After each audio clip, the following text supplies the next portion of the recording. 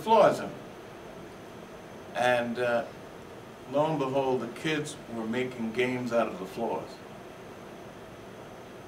And it was funny because you never got the true information back from them. They would make up another game, like they found a way, they claimed, to get the cat sick. My son told me one time, he was all of about, I guess, 3 years old, 4 years old. He used to know where the cat would go. And I said, you can't know where the cat goes. It's random mazes. He says, I know the maze. I said, how do you know the maze? He said, if you take the reset button, and you hold button 1, and you let go the reset button, you get the same maze. He was right. Because it never timed out. So he knew the time function. He memorized the maze, and he knew where the cat was going to go every time. He also had a problem with one of the games we called dodgeball. Dodgeball, where we had 2 squares that were players, that balls would come in from all sorts of angles from the screen and collide with you. And the kids found out if you took both players and superimposed them over top of each other, when collision occurred, the blue guy would always get the points. It was a flaw we had and didn't realize it. They found it. And they played it. They would holler, I want the blue player. No, I mean, why? It's the same thing. No, it isn't. Right? They knew.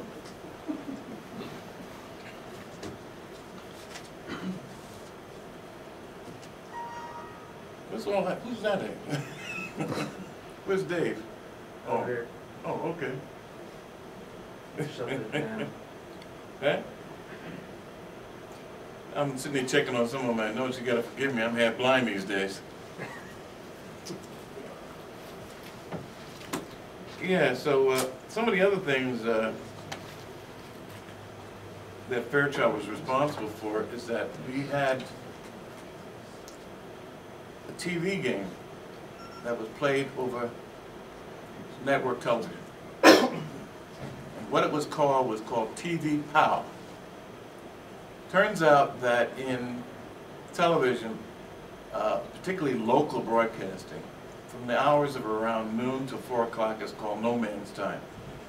And in those days, local TV stations used to have shows like Dialing for Dollars, or movies were until this time, because their network appeal didn't have any broadcast stations or shows they could put on.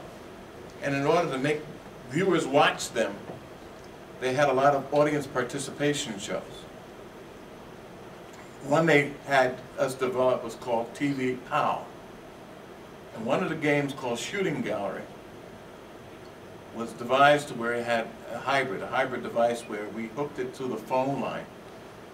The game had a video out rather than an RF out and went into their network video system. When a person called in and wanted to play the game, we would switch that video line over and that screen would be the game. And if they said POW, it would fire a projectile to try to hit the moving target.